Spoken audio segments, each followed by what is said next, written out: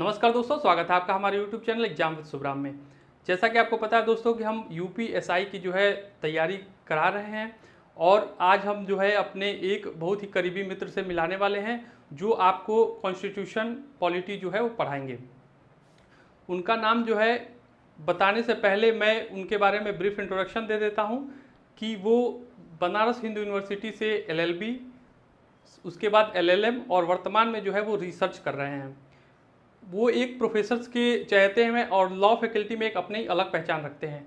जैसे कि आप वो पढ़ाने आएंगे, उनको मुझे ज़्यादा इंट्रोडक्शन देने की ज़रूरत नहीं है, उनके पढ़ाने के तरीके स्टाइल से ही आपको पता चल जाएगा। तो वो आज से आपको जो है यूपीएसआई के लिए पूरी डिटेल जो है सिलेबस लेके आएंगे और जो है आपको पढ़ा आज उनकी इंट्रोडक्शन की क्लास होगी कि वो कैसे पढ़ाएंगे, क्या क्या पढ़ाएंगे और वो एक जो है बेसिक खाका जो है आपके वो तैयार करके बताएंगे कि वो पढ़ाने का उनका तरीका क्या होगा यूपीएसआई के लिए। तो आइए फिर हम सर से मिलते हैं और देखते हैं। नमस्कार दोस्तों, स्वागत है आपका चैनल एग्जाम विद शुभराम में।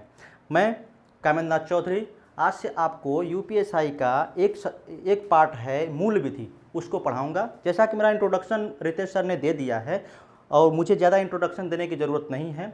मैं बनारस हिंदू यूनिवर्सिटी से LLB, LLM और इस वर्तमान समय में PhD का स्टूडेंट हूँ।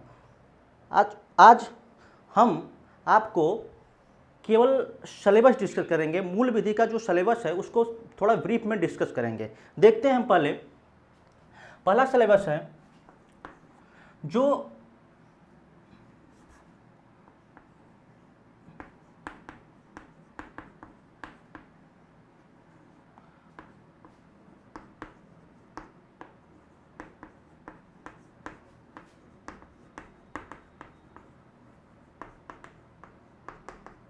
इससे 24 क्वेश्चन है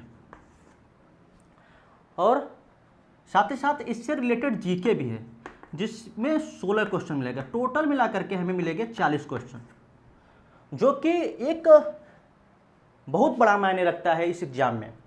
इसको हम देखेंगे, आज इसका हम सिलेबस देखेंगे कहाँ कहाँ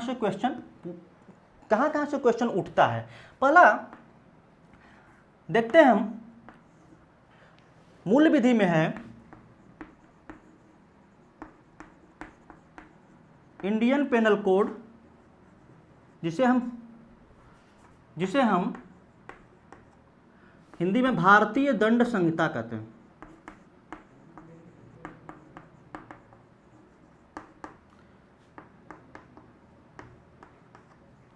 और दूसरा है CRPC, क्रिमिनल प्रोसीजर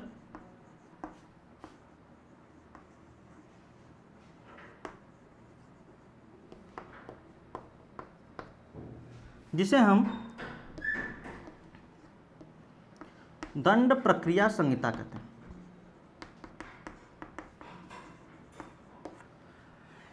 इससे थोड़ा मेजर क्वेश्चन होते हैं, क्वेश्चन का रेशियो इससे थोड़ा ज़्यादा होता है। दूसरा, उसके साथ साथ कुछ और लॉ है। जैसे पहला है मानव अधिकार संरक्षण,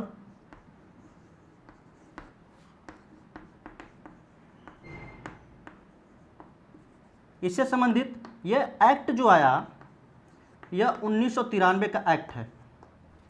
दूसरा है साइबर लॉ जो कि इस समय ज़्यादा चर्चित है। अब जो क्राइम का तरीका बदल गया, अब पुराने पारंपरिक तरीके से चोरी और अपराध नहीं होते हैं। अब जो तरीका बदला है वह इलेक्ट्रॉनिक माध्यम से, इसीलिए साइबर लॉ। और साइबर लॉ जो गवर्न होता है वह होता है IT एक्ट से।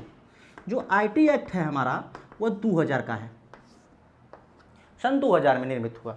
तीसरा आता है, एक है ट्रैफिक नियम, यातायात नियम। ये जो यातायात नियम है यह रूलिंग जो है, यह इसका जो अम्ब्रेला लॉ था वह था मोटर व्हीकल एक्ट 1988 का। ये जो मोटर व्हीकल एक्ट 1988 का था, अब इसी के तहत ये ट्रैफिक लॉ बने। लेकिन अब जो आया ट्रैफिक रूल बने, अब जो है इसको 2018 में 2019 में अब इसको अमेंड कर दिया गया, पूरी तरह से इसको अमेंड कर दिया गया, जिसको हम बाद में डिस्कस करेंगे। अब है पर्यावरण संरक्षण। यह जो एक्ट बना यह 1986 में बना, ठीक है। यह जो एक है यह अम्ब्रेला लॉ है। अम्ब्रेला लॉ का मतलब समझ लीजिए कि यह जो है यह और जो लॉ पर्यावरण संरक्षण अधिनियम से निकलेंगे वह इसी के अंतर्गत निकलेंगे। इसलिए इसके जैसे वाटर एक्ट, ठीक है, फिर उसके बाद जितने रेगुलेशन बनते हैं, ठीक, वह जो है ये पर्यावरण संरक्षण अधिनियम से ही गवर्न होते हैं। और तीसरा चीज है prevention of corruption act. Prevention of corruption act, इसमें जो है 2018 में संशोधन हुआ। फिर है राष्ट्रीय सुरक्षा अधिनियम।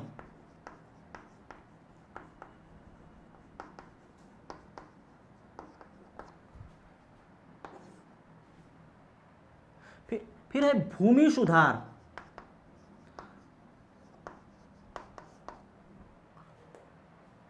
और लास्ट है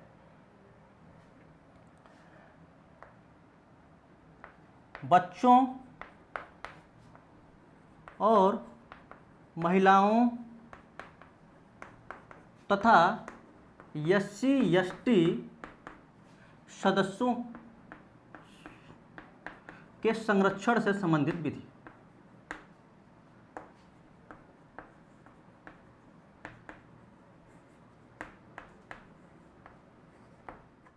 आइए देखते हैं ये मूल विधि और भारतीय संविधान। भारतीय संविधान तो हम लोग जानते हैं। मूल विधि में कौन कौन से यूपीएसआई में मूल विधि में कौन कौन से यूपीएसआई के सिलेबस में है यह देखते हैं हम। इसका ब्रीफ इंट्रोडक्शन देखते हैं। पहला लॉ है भारतीय दंड संहिता। भारतीय दंड संहिता 1860 का लॉ है। 1860 का मतलब ये समझ लीजिए कि ये 1860 जो है ये 1860 में बना था।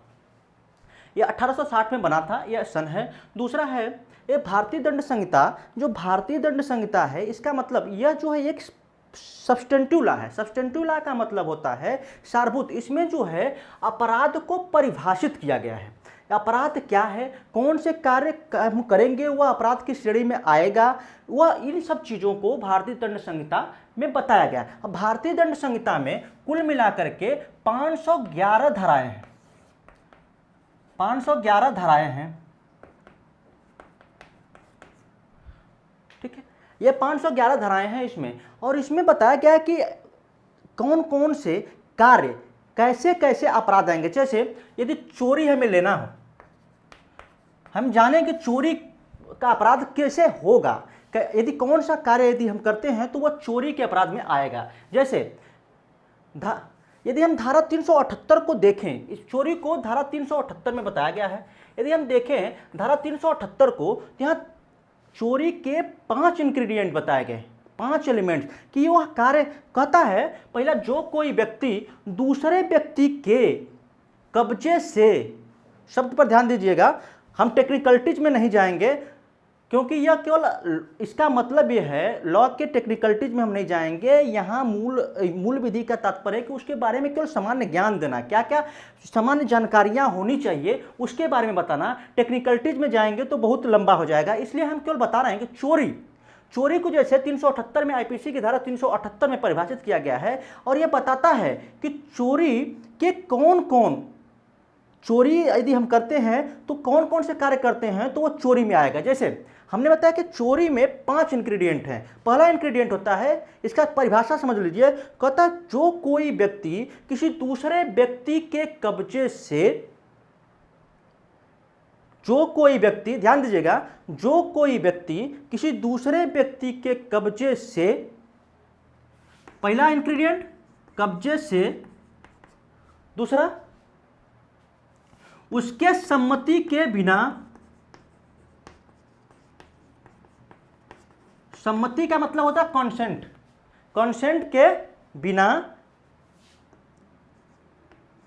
जंगम संपत्ति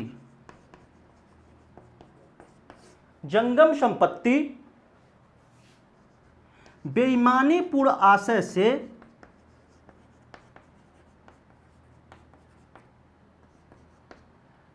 लेने के लिए हटाता है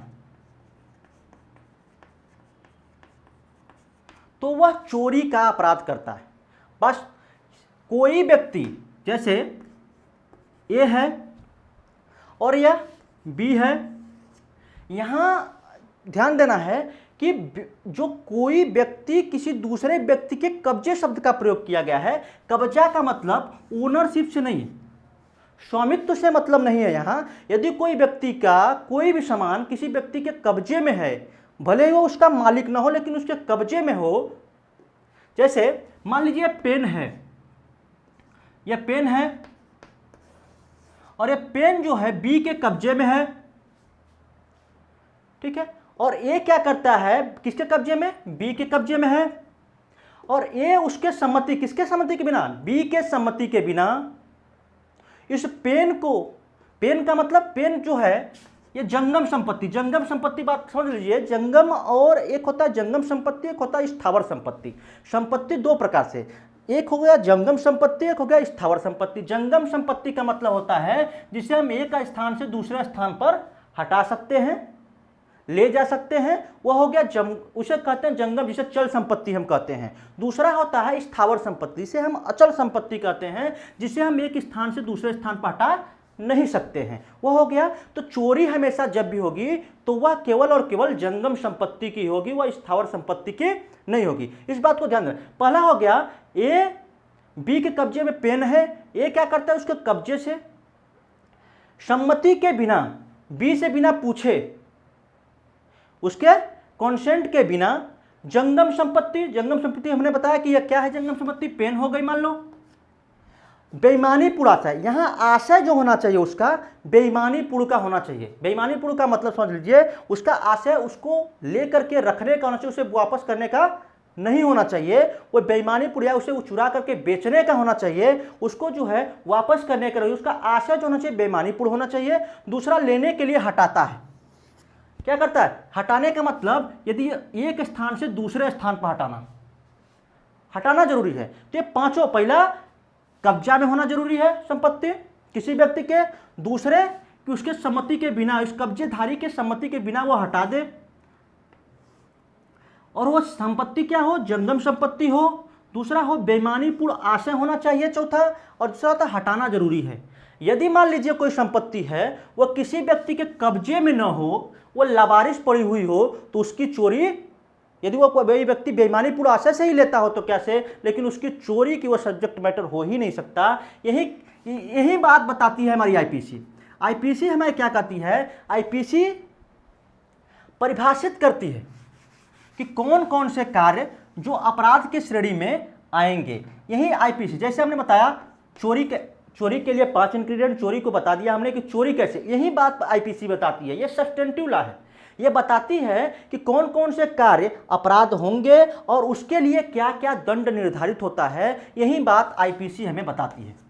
अब दूसरा होता है, इसमें 511 धाराएं, हमने बताया कि आईपीसी में कितनी धाराएं, 511 धाराएं होती हैं। और दूसरा होता है सीआर, यह होता है दंड प्रक्रिया संहिता, जिसे हम कहते हैं सीआरपीसी। यह दंड प्रक्रिया संहिता होता है, का मतलब हो गया यह प्रक्रिया है। यह भारतीय दंड संहिता जो है यह सब्स्टेंटिव लॉ है, सारभूत है, लेकिन यह प्रक्रिया है। प्रक्रिया का मतलब यह होता है कि यदि यह भारतीय दंड संहिता में किसी में जो परिभाषित अपराध है यदि कोई व्यक्ति करता है तो उसके विरुद्ध जो कार्रवाई करनी हो तो कार्रवाई के लिए कौन सी प्रक्रिया अपनाई जाएगी, यह बात हमें दंड प्रक्रिया संहिता बताती है।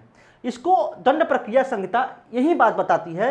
यह जो 1973 में बनी है, ठीक है, 1973 में बनी है, और अभी हम जब इसको ब्रीफ में डिस्कस करेंगे तो हम इसका इन्फोर्स डेट और कब अप्रूवल हुआ और कितनी धाराएं हैं सब हम इसको बताएंगे, कितने चैप्टर हैं सब हम इसको बताएंगे। और दूसरी चीज कि यह अभी हाल में सबसे बड़ी महत्वपूर्ण बात यह है कि जब हम कंपटीशन देते हैं तो उसमें लेटेस्ट अपडेट होना बड़ा ज़रूरी होता है। तो लेटेस्ट अपडेशन के लिए मैं आपको बता दूं, अभी हाल में क्रिमिनल लॉ अमेंडमेंट एक्ट है 2000, क्रिमिनल लॉ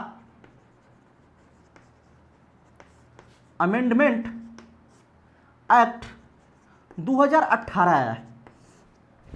यह इसके द्वारा, इसमें जो है 1860 आईपीसी में और सीआरपीसी ये दोनों में संशोधन किया गया है, और संशोधन थोड़ा बड़े मात्रा में किया गया है। और इसके पहले एक act, criminal law amendment act 2013 भी था, ठीक है, 13 में भी संशोधन किया गया। और ये 13 का संशोधन इसलिए महत्वपूर्ण है क्योंकि आप लोग जानते हैं 2012 में निर्भया कांड हुआ। 2012 का जो चर्चित कांड निर्भया कांड था, उसके कारण जो है भारतीय संसद को इसमें संशोधन करना पड़ा, और इसलिए आईपीसी की धारा, आईपीसी में और उसके बाद सीआरपीसी में बहुत बड़े मात्रा में संशोधन किया गया। और ये संशोधन जो है पूरी ही लगभग जो औरतों, स्त्रियों के विरुद्ध अपराध थे उसके में बहुत ऐतिहासिक परिवर्तन, कहिए बहुत ही ऐतिहासिक परिवर्तन किया गया। और उसमें जैसे उसमें रेप की परिभाषा को भी कुछ मॉडिफाई किया गया, और उसके साथ साथ उसके जो सज़ा है उसको भी बदला गया, सज़ा को बढ़ाया गया। और कौन कौन से कार्य जो है वह रेप की भाषा में आएंगे और छेड़खानी के लिए आएंगे, छेड़खानी में आएंगे, वह सब चीज़ों, इसको बड़ा मेजर संशोधन किया गया। तो इसको हम आगे नेक्स्ट क्लास में देखेंगे। और तो क्रिमिनल लॉ अमेंडमेंट एक्ट 2018, इसमें जो है, इसमें आईपीसी में भी और सीआरपीसी में भी दोनों में संशोधन किया गया। साथ साथ कई 4 लॉ में संशोधन किया गया, लेकिन हमारे लिए केवल यही दोनों आईपीसी और सीआरपीसी की जरूरत है, इसलिए हम इसको केवल यही बात बताएंगे कि आईपीसी में क्या क्या संशोधन किया गया और सीआरपीसी में क्या क्या संशोधन किया गया। यह बहुत जरूरी है। और यह किस तारीख को, जैसे 11 अगस्त को यह जो है अप्रूव्ड हुआ, लेकिन इन्फोर्स जो हुआ वह हुआ है 21 अप्रैल 2018 को। तो दो चीज़ें यहाँ मैं एक चीज़ और आपको बता देना चाहता हूँ कि इन्फोर्स क्या होता है और उस साथ साथ और अप्रूवल क्या होता है। जैसे कोई बिल है, यह बिल है, कानून बनाने का जो तरीका होता है वह पहले बिल पेश की जाती है, ठीक है।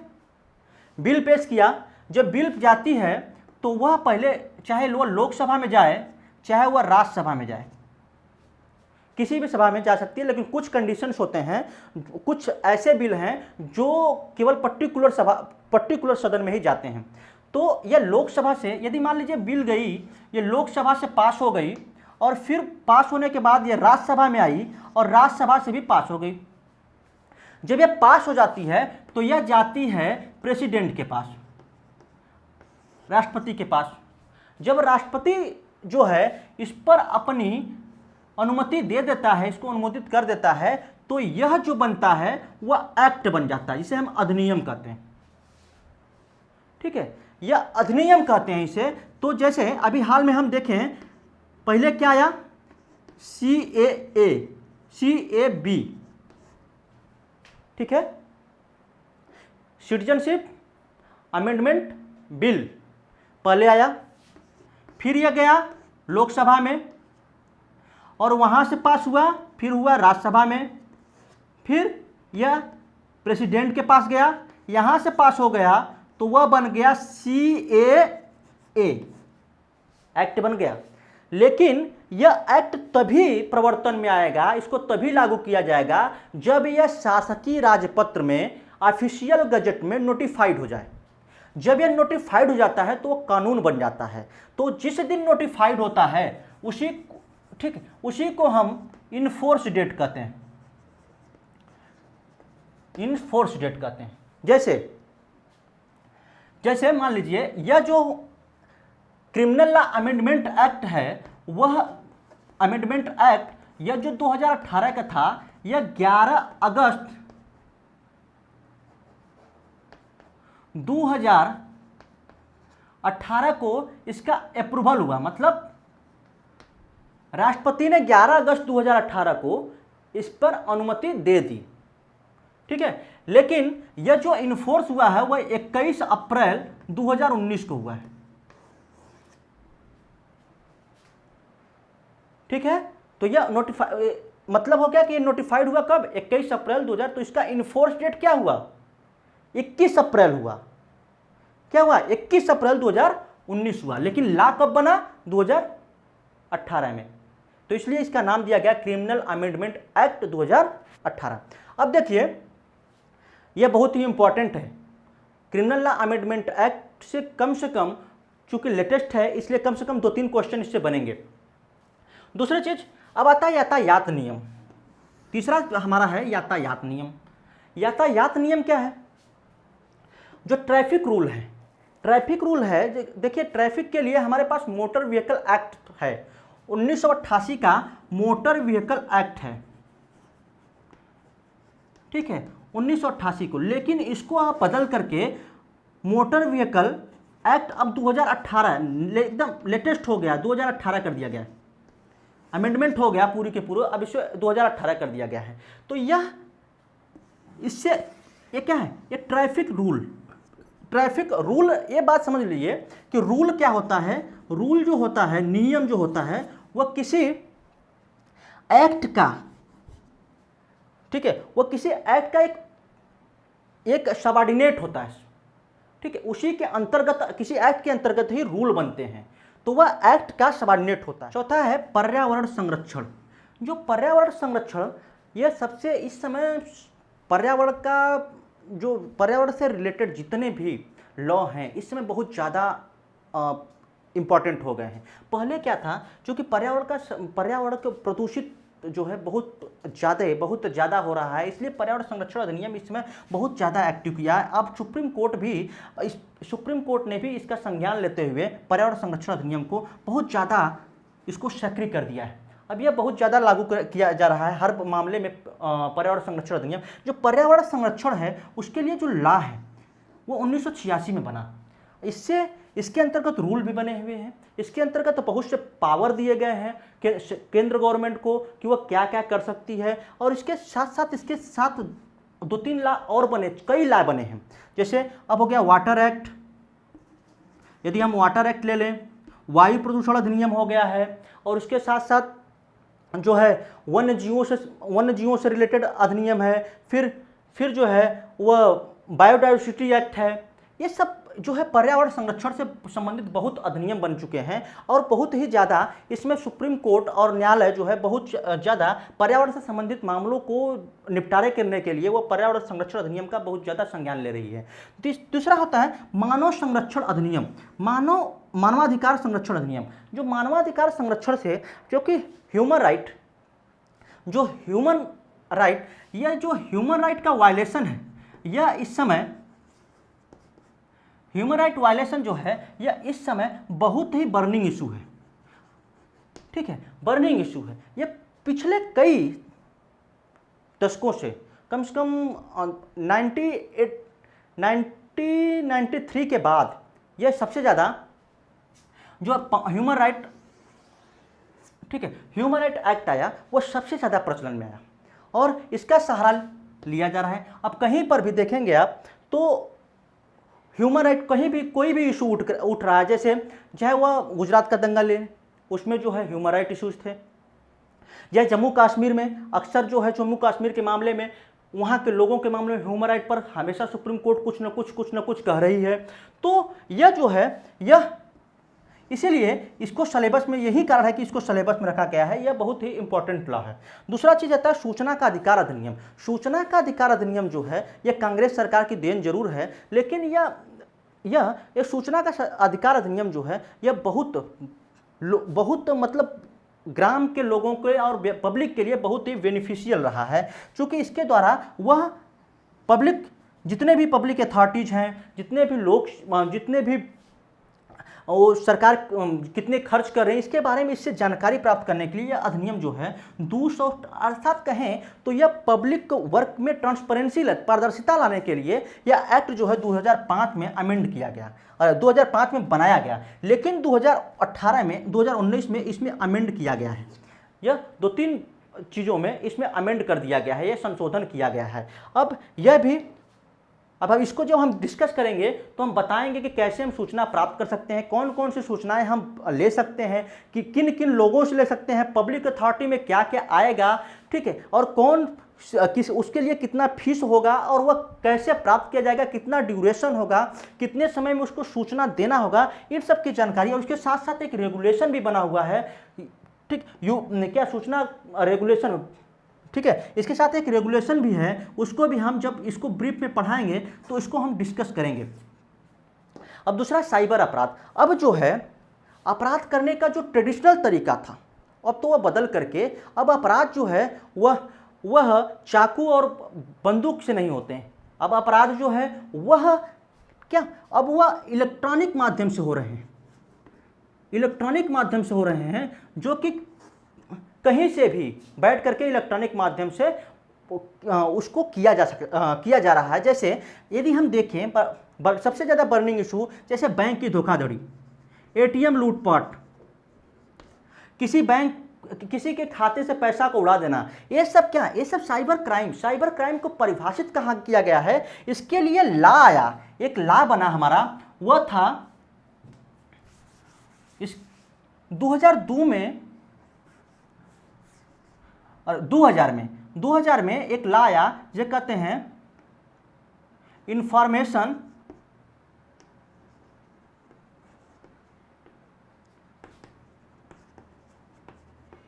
Technology act 2000।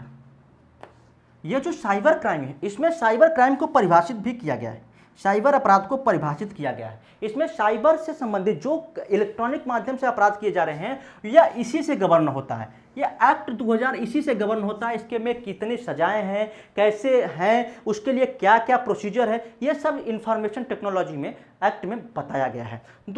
और नेक्स्ट है भ्रष्टाचार निवारण अधिनियम। करप्शन यदि हम देखें आजकल करप्शन बहुत तेजी से बढ़ रहा है, तो करप्शन के लिए भ्रष्टाचार निवारण अधिनियम हमारा पुराना एक अधिनियम था, लेकिन उसमें उसको संशोधन करके अब जो है 2018 में इसमें संशोधन भी करके 2018 में एक मेजर पार्ट में इसमें संशोधन किया गया है। अब क्या कह दिया गया है, जो दूसरा कहता है जो जैसे घूस देता है घूस लेता है, दोनों को इसमें जो है दोनों के लिए पनिशमेंट की व्यवस्था 2018 में कर दी गई है। और जब हम इसको बताएंगे तो हम पूरा विधिवत बताएंगे इसमें, क्योंकि ये इंपॉर्टेंट है, इसलिए इसकी जानकारी भी पब्लिक इंटरेस्ट में जरूरी है, इसलिए हम इसको बताएंगे और ब्रीफ में बताएंगे। ठीक, दूसरा है राष्ट्रीय सुरक्षा अधिनियम। राष्ट्रीय सुरक्षा अधिनियम जो हमारा नेशनल सिक्योरिटी एक्ट है, यह जो है यह भी बहुत इंपॉर्टेंट है, इससे भी क्वेश्चन बनते हैं। इसलिए राष्ट्रीय सुरक्षा अधिनियम जो है इसको भी जो हम अगला क्लास देख लेंगे तो उसमें बताएंगे। भूमि सुधार से संबंधित कई कानून हैं। जैसे अब जो है यूपी के ले लें, यूपी में ठीक है लैंड रेवेन्यू एक्ट है, फिर उसके बाद जमींदारी रेगुलेशन था। अब इसको बना करके एक नई कोड, सबको 3 जो चकबंदी अधिनियम है, इसको सबको मिला करके अब जो है 2006 में एक कोड बना दिया गया है। ठीक है, यह हो गया है यूपी लैंड रेवेन्यू कोड। ठीक है, इसको जो है जब इसको कोड कर दिया गया 2006 में, इसमें जो है कोड कर दिया गया, अब सबको एक में कर दिया। उसके लिए सेपरेट ला थे, लेकिन अब इसको जो है सबको मिला करके एक में कर दिया गया। जब हम इसको बताएंगे तो इसको हम डिस्कस करेंगे। दूसरा होता है जनहित याचिका। सबसे यह जनहित याचिका यह कहिए तो गरीब व्यक्तियों का एक हथियार के रूप में सुप्रीम कोर्ट में का इजाद किया हुआ एक जो है ये फोरम समझ लीजिए। ये जनहित याचिका जो है एक ऐसी याचिका है, पहले क्या होता है कि विक्टिम जो होता है, जो पीड़ित है, किसी कार्य से पीड़ित है, वही जो है अपने लिए अपने जो है अधिकारों को प्रवर्तन के लिए, उपचार के लिए वह सुप्रीम कोर्ट में जा सकता था या हाई कोर्ट में जा सकता था। लेकिन पीएन भगवती, आप जानते होंगे, जस्टिस पीएन भगवती ने इस जनहित याचिका के एक कॉन्सेप्ट का निजात किया। यह पीएन भगवती ने जनहित याचिका कॉन्सेप्ट को दिया था, और यह जब दिया तो इसका मतलब समझ लीजिए, जनहित याचिका का मतलब ये हो गया जैसे कि हम इसको ऐसे समझते हैं जैसे कि किसी व्यक्ति ने, जैसे ए है और यह जो है पुलिस ऑफिसर है, पुलिस ऑफिसर, यह बी है और यह क्या है, पुलिस ऑफिसर है। और ये बी क्या करता है, ए को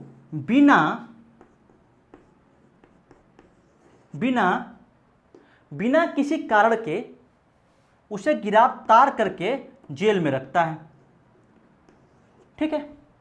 और ये जेल में रखता है और ये जो है बहुत ही गरीब है, इसके पास इतने पैसे नहीं हैं कि यह जो है अपने, ठीक है, यह जो है अपने अधिकार का प्रवर्तन करने के लिए सुप्रीम कोर्ट में या हाई कोर्ट में आवेदन दे सके, ठीक है, या कोई पिटीशन दाखिल कर सके। इसके लिए तब यही कॉन्सेप्ट, चूंकि यह गरीब है इतना नहीं कर, इसीलिए जस्टिस पी एन भगवती ने जनहित याचिका का एक कॉन्सेप्ट दिया। उसमें कहा कि यदि कोई पीड़ित व्यक्ति है, वह किसी आर्थिक स्थिति या किसी कारण से वह यदि सुप्रीम कोर्ट या हाई कोर्ट में अपने अधिकारों का प्रवर्तन करने के लिए नहीं जा सकता है, तो इसके तरफ से कोई व्यक्ति जो इसमें इंटरेस्ट रखता है वह इसके तरफ से क्या करता है, उसके अधिकार के प्रवर्तन के लिए सुप्रीम कोर्ट या हाई कोर्ट जा सकता है। यही को हम क्या कहते हैं, जनहित याचिका कहते हैं। चूंकि पहले सामान्य नियम यह था कि जिसके अधिकार का उल्लंघन हुआ वही जो है कोर्ट में जाएगा उपचार के लिए, लेकिन अब जनहित याचिका के माध्यम से इस कॉन्सेप्ट को बदल दिया गया। अभी बदल दिया गया मतलब कोई भी व्यक्ति जो इसमें इंटरेस्टेड है वह क्या कर सकता है, इसकी तरफ से पिटीशन दाखिल कर सकता है और उसको उपचार दिला सकता है। यही मेन कॉन्सेप्ट इसका यही है। तो मोटी मोटा जनहित याचिका का कॉन्सेप्ट यही है कि जो व्यक्ति अपने आर्थिक स्थिति के कारण या किसी अन्य स्थिति के कारण वह जो है सुप्रीम कोर्ट या हाई कोर्ट में अपने अधिकारों के प्रवर्तन के लिए नहीं जा सकता, तो उसके माध्यम से तो उसमें ऐसे व्यक्ति के हित रखने वाला व्यक्ति या कोई भी व्यक्ति जो इसमें हित रखता है वह क्या कर सकता है, इसकी तरफ से सुप्रीम कोर्ट या हाई कोर्ट में रिट पिटीशन दाखिल कर सकता है और इसको उपचार दिला सकता है। यही जनहित याचिका का कॉन्सेप्ट है। क्योंकि सामान्य नियम तो यह है कि जिस व्यक्ति के अधिकार का वायलेशन हुआ, जिस व्यक्ति के अधिकार का उल्लंघन हुआ, वही व्यक्ति जो है कोर्ट में जाएगा। लेकिन इसी को बदल करके यदि वो आर्थिक स्थिति के कारण यहाँ जो जाने में असमर्थ है, नहीं जा सकता है सुप्रीम कोर्ट या हाई कोर्ट में, तो उसके तरफ से कोई भी व्यक्ति क्या कर सकता है, रिट पिटीशन दाखिल कर सकता है। यही कारण है कि आजकल जो है जितने एनजीओ को हैं वह क्या करती हैं, या कोई व्यक्ति किसी भी व्यक्ति की तरफ से क्या करता है, सुप्रीम कोर्ट में या हाई कोर्ट में रिट पिटीशन दाखिल कर देता है। इसी को हम क्या कहते हैं, जनहित याचिका कहते हैं। जनहित याचिका हो गया। अब होता है आयकर अधिनियम। जो ये आयकर अधिनियम है, यह समझ लीजिए यह 1961 का अधिनियम है। आयकर अधिनियम जो है, आयकर अधिनियम, यह आयकर समझ लीजिए, आयकर दो चीजें हैं। आयकर आपके आय पर जो कर लगेगा, इससे संबंधित क्या रेगुलेशन है, वह क्या नियम है, क्या प्रावधान है, वो क्या आयकर अधिनियम 1961 में दिया गया है। अब तीसरा, आयकर में कौन कौन सी प्रॉपर्टी इसमें आएगी, यह भी इसमें बताया गया। कौन कौन सी प्रॉपर्टी आएगी, कौन कौन सी प्रॉपर्टी छूट है, कितने प्रॉपर्टी तक आयकर दिया जाएगा और कितना % दिया जाएगा, और ठीक है कितने % तक छूट होगी, यह सब जो है आयकर अधिनियम में बताया गया, जिसको हम बाद में डिस्कस करेंगे। अब दूसरा आता है बच्चों और महिलाओं और SC ST के सदस्यों का संरक्षण। बच्चों, देखिए ये बच्चे और महिलाओं, यदि हम संविधान देखें, यदि संविधान का आर्टिकल 15(3) देखें तो 15(3) यह कहता है, आर्टिकल यदि 15(3) देखें तो यह कहता है कि स्टेट जो है, राज्य जो है, वो बच्चों और महिलाओं के लिए कानून बना सकता है। ठीक है, स्पेशल लॉ, इसका है special provision for the children and women, यही है स्पेशल प्रोविजन बना सकता है। ठीक है, तो बच्चों और महिलाओं के संबंधित, और उसके साथ साथ SC ST के सदस्यों के संरक्षण के लिए भी है प्रावधान। तो इसीलिए तो बना था SC ST एट्रोसिटी एक्ट 1989 का। ठीक है, ये SC ST act atrocity act भी बना। ठीक है, तो ये इनके संरक्षण से संबंधित कितने कितने कानून हैं, यह अलग सेपरेट कानून भी हैं, उसको हम देखेंगे नेक्स्ट क्लास में। तो लगभग सभी जो मूल विधि हैं, मूल विधि में जितने जितने क्वेश्चन हैं, कौन कौन से लॉ हैं, ये सबको हमने डिस्कस कर दिया। और इसके साथ साथ भारतीय संविधान है, भारतीय संविधान में कितने क्वेश्चन आएंगे, भारतीय संविधान में हमें देख लीजिए, एक चीज़ समझ लीजिए कि हमें लॉ के व्यू से नहीं पढ़ना है।